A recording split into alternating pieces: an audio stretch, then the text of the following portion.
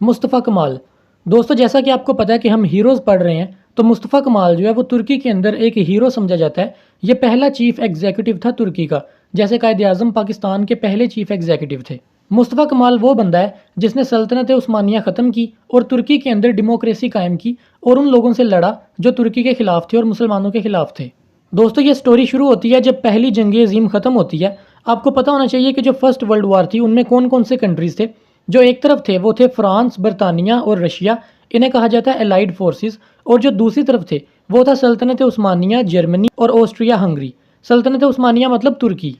अब जंग जो है वो ख़त्म हो चुकी थी और आसपास के इलाके और जो मिडिल ईस्ट के इलाके हैं वहाँ पे जो आर्मीज़ हैं जीतने वाली, वो जश्न मना रही थी। दोस्तों, इसमें जीती थी अलाइड फोर्सेस, यानी जो कंट्री हैं जैसे फ्रांस, बरतानिया और रशिया। लेकिन इन्हें जीतने की भी इतनी खुशी नहीं हो रही थी क्योंकि इनका नुकसान ही बहुत ज़्यादा हो चुका था। और दूसरी तरफ जो सल्तनत उस्मानिया के लोग हैं उनमें से काफ़ी सारे लोग खुश थे अपने हारने पे और अपने हथियार डालने पे।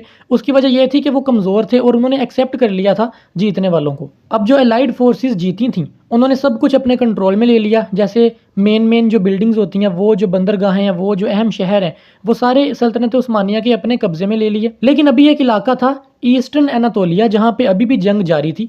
वहाँ पे एक आदमी था जिसका नाम था कियाजिम काराबेकर।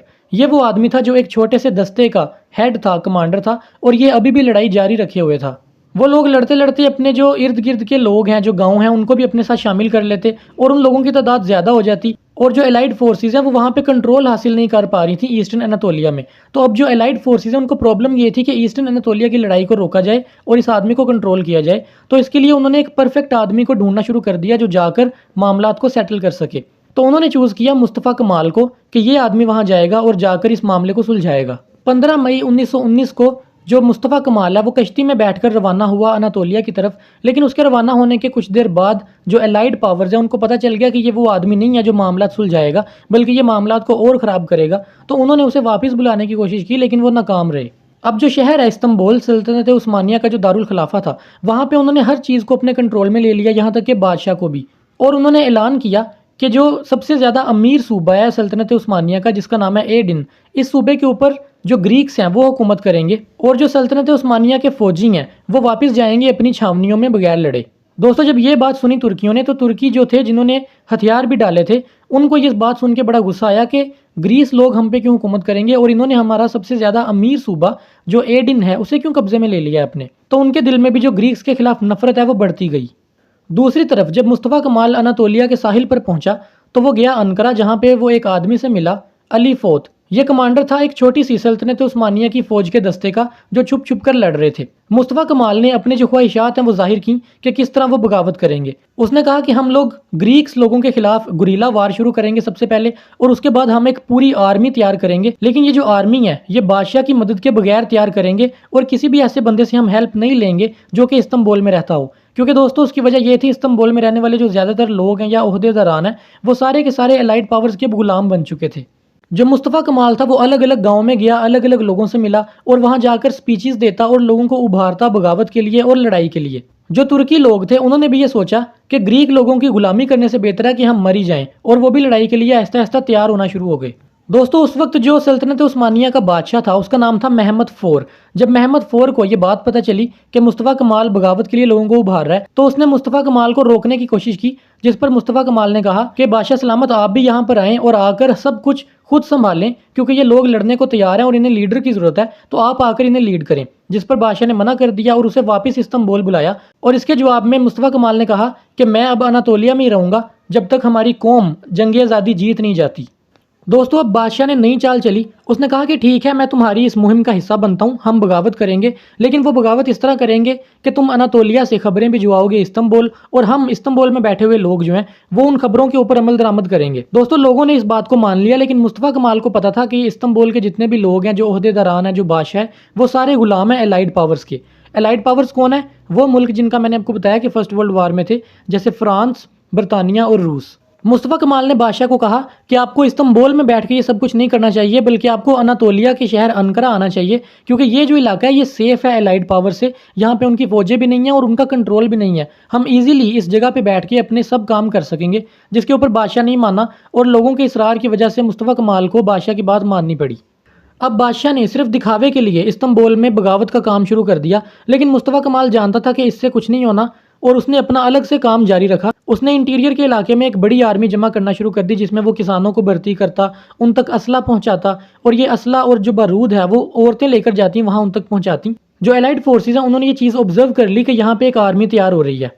एक अमेरिकन डॉक्टर है अनातोलिया में जो रहता था, उसने अपनी डायरी के अंदर लिखा है कि दिन ब दिन जो फायरिंग है वो बढ़ती जा रही है और इसके अलावा जो आर्मेनियन आर्मी है उनका यहाँ पे कत्लेआम किया जा रहा है। इसके अलावा जो आसमान है हर वक्त भरा रहता है धुएं से और यहाँ पे हर तरफ आग की वजह से जो येलो रोशनी है वो दिखाई देती है इर्द गिर्द। यानी यहाँ पे इतनी ज़्यादा बुरी सूरत हाल है। दोस्तों ये सूरत हाल इसलिए है क्योंकि जो एलाइड फोर्सेज हैं वो और जो मुस्तफ़ा कमाल की बनाई हुई आर्मी है जो मज़ीद बढ़ती जा रही है, उनके दरमियान आपस में लड़ाई चल रही है अनातोलिया में। अब अनातोलिया में जो लड़ाई चल रही थी उनमें जो तुर्कों की तादाद है वो बढ़ती जा रही थी दिन ब दिन, क्योंकि नए लोग ऐड होते जा रहे थे और जो एलाइड फोर्सेज हैं उन्हें वहां से निकलना पड़ा, भागना पड़ा। अब एलाइड फोर्सेज को ये बात बड़ी बुरी लगी। उन्होंने इसका जवाब इस तरह दिया कि इस्तांबुल के अंदर अपना कंट्रोल मजीद सख्त कर दिया और जो एक गवर्नमेंट बनाई थी उन्होंने बराए नाम की उसे भी खत्म कर दिया। लेकिन मुस्तफ़ा कमाल ने इस चीज़ की परवाह नहीं की, बल्कि अनातोलिया के शहर अनकरा में एक अपनी नई गवर्नमेंट बना ली और कहा कि जब तक जो कैपिटल है यानी इस्तांबुल जब तक दुश्मनों के हाथ में है तब तक हम यहीं से तुर्की को चलाएंगे।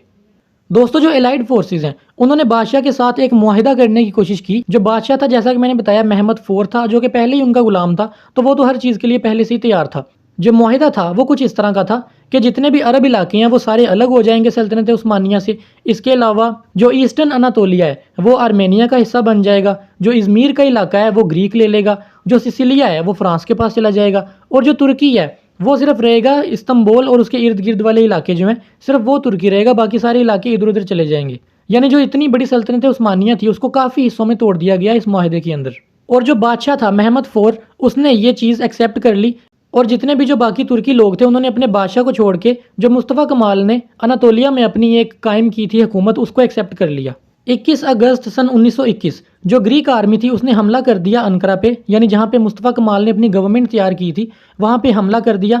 और एक इलाका है सकरिया, वहाँ पे लड़ाई चली जो बैटल ऑफ सकरिया के नाम से मशहूर है। ये लड़ाई काफ़ी देर चलती रही और तकरीबन 4 सितंबर तक आके जो ग्रीक फोर्सेस थी उनकी जो स्ट्रेंथ है वो टूटना शुरू हो गई, उनके हौसले टूटना शुरू हो गए और 12 तारीख तक वो लोग बिल्कुल थक रहे थे और आहिस्ता आहिस्ता वापस जा रहे थे। लेकिन मुस्तफ़ा कमाल ने फ़ौरन उनके पीछे जाना मुनासिब नहीं समझा, उसने थोड़ा इंतज़ार किया और अगस्त 1922 में मुस्तफ़ा कमाल ने अपने लोगों से कहा कि तुम्हारा जो मकसद है वो मेडिटेरेनियन सी है उसकी तरफ चलो, यानी वो जो सोल्जर हैं जो ग्रीक सोल्जर भागे थे उनका पीछा करो। जब तुर्की फौजी एक इलाके में पहुंचे इज़मीर, वहाँ पे उन्होंने देखा कि जो ग्रीक लोग हैं वो भाग रहे हैं और जो कश्तियाँ हैं वो सिर्फ सोल्जर्स को ले जाने के लिए हैं और आम जो लोग हैं ग्रीक लोग उनको ले जाने के लिए कोई भी कश्तियाँ नहीं हैं। तो वो आम ग्रीक लोग जो थे वो कश्तियों के ऊपर ज़बरदस्ती सवार हो रहे थे और वहाँ से निकलने की कोशिश कर रहे थे। दोस्तों अब जो मुस्तफ़ा कमाल था वो तुर्की का हाकिम बन चुका था और लोगों ने भी उसे एक्सेप्ट कर लिया था और उसके पास आर्मी भी थी। जो बादशाह था वो सिर्फ बराए नाम था, कोई भी उसको फॉलो नहीं करता था और ना उसके पास कोई इख्तियार था, वो बस गुलाम था एलाइड फोर्सेस का। तो जो मुस्तफ़ा कमाल है उसने मुनासिब समझा कि ये जो सल्तनत का ड्रामा अभी तक चल रहा है कि सल्तनत उस्मानिया इसको ख़त्म किया जाए, तो उसने अपनी अनकरा की हुकूमत को कह के ये जो सल्तनत उस्मानिया थी इसको ख़त्म कर दिया और तुर्की को एक मुल्क बना दिया जो डेमोक्रेटिक मुल्क था। अब जो बादशाह था जो इस्तांबुल में था महमद IV, उसने वहाँ से भागना था क्योंकि उसके पास अब कोई रास्ता नहीं बचा था, ना इख्तियार था, उसकी जो बादशाहत है वो भी ख़त्म हो चुकी थी। उसने वहाँ से भागना था, उसने एलाइड पावर्स से रब्ता किया और एक गाड़ी आई और आकर उसको उसके महल से ले गई। दोस्तों ये वो दिन था 29 अक्टूबर 1923 जब सल्तनत उस्मानिया का नाम दुनिया से ख़त्म हो गया और इस जगह का नाम रखा गया टर्किश रिपब्लिक, जो कि मुस्तफ़ा कमाल की ज़ेर निगरानी था। और इस रिपब्लिक का जो पहला सदर था प्रेसिडेंट वो मुस्तफ़ा कमाल था।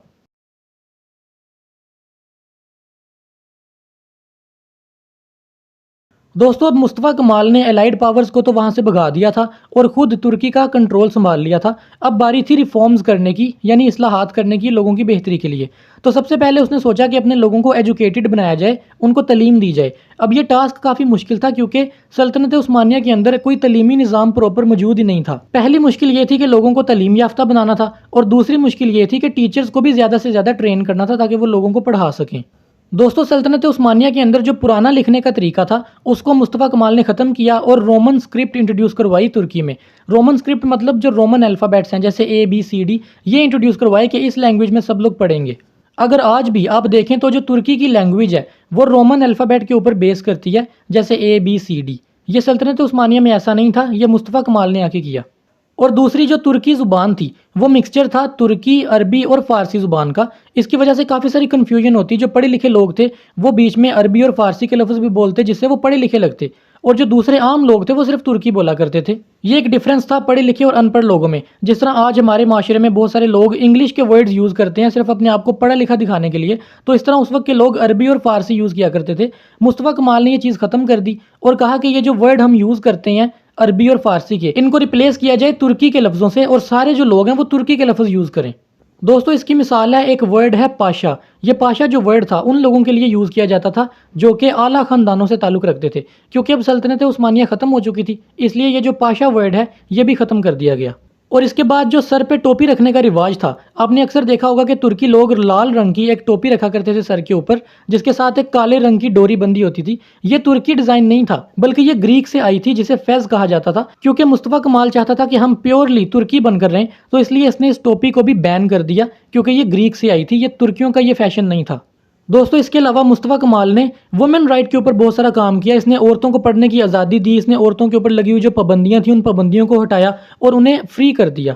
और इसके अलावा इसने अपने मुल्क की इकोनॉमी को बेहतर करने के लिए बहुत सारा काम किया, जिस तरह रेलवेज़ और जो रोड्स होते हैं उनकी कंस्ट्रक्शन करवाई, वहाँ पे काफ़ी सारी फैक्ट्रीज़ लगाई और इसके अलावा लोगों को रोज़गार के मौके फराहम किए। तुर्की में 5 ईयर प्लान इंट्रोड्यूस करवाए जिससे उनकी इकोनॉमी अच्छी हो सके। दोस्तों मुस्तफ़ा कमाल की इन सारी इस्लाहात की वजह से जो तुर्की था वो बड़ी तेज़ी से तरक्की करना शुरू हो गया, और जो तुर्की था वो यूरोप के स्टैंडर्ड को मीट करने लग पड़ा। यानी जो मुल्क थे जैसे फ्रांस, जैसे बरतानिया, जैसे जर्मनी, इन सारे लोगों को टेक्नोलॉजी में और इकोनॉमी में उसने कम्पीट करना शुरू कर दिया। अगर आज भी आप देखें तो तुर्की बिल्कुल यूरोप के स्टैंडर्ड के मुताबिक है, कोई बैकवर्ड इलाका नहीं है। ये सारा कुछ हुआ सिर्फ मुस्तफ़ा कमाल की वजह से। तो अब इसके क्वेश्चन आंसर्स करते हैं। मैं सोल्व क्वेश्चन स्क्रीन पे दिखाऊंगा, आप रोक कर या स्क्रीनशॉट लेकर आराम से पढ़ लें।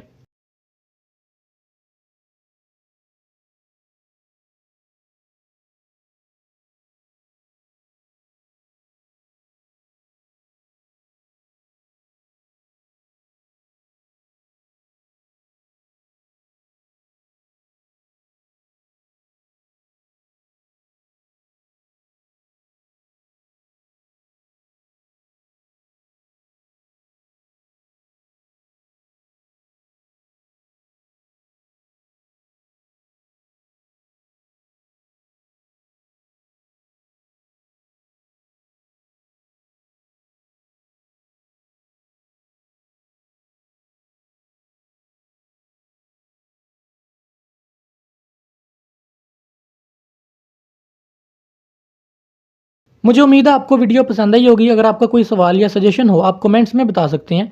तो मिलते हैं अगली वीडियो में।